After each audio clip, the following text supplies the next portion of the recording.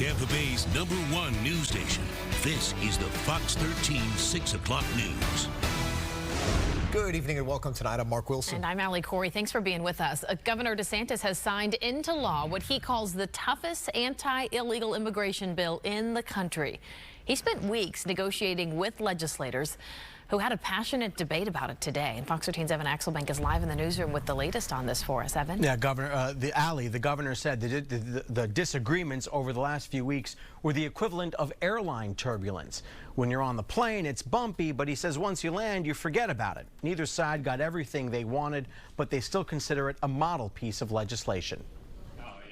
The governor, Senate President, and House Speaker held up the work they were proud of. There you go.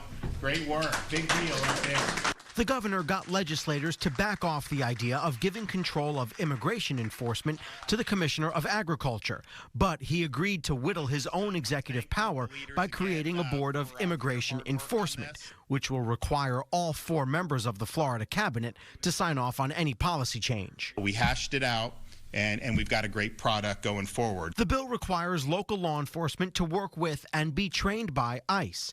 It will be a state crime to cross into Florida after crossing a national border. It requires those here illegally and charged with felonies to be held without bond. And if they're convicted of a capital crime, it requires the death penalty.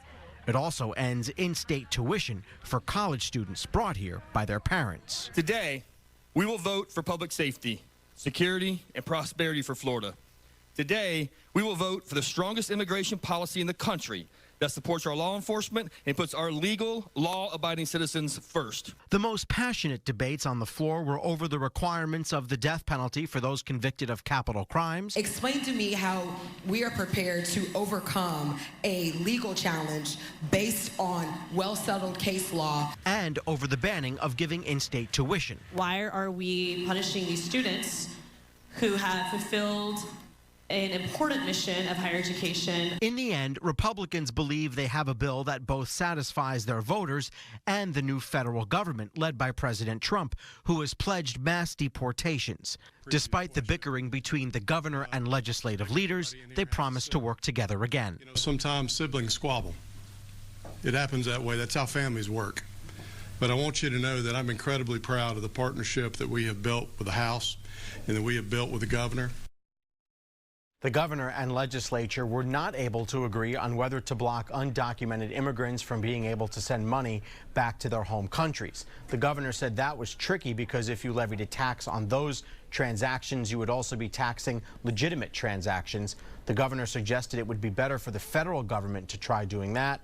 Their overall goal, though, is not only catching those who are already here illegally, but also to make the United States seem like a less attractive place to be for even those considering it, and in particular, Florida.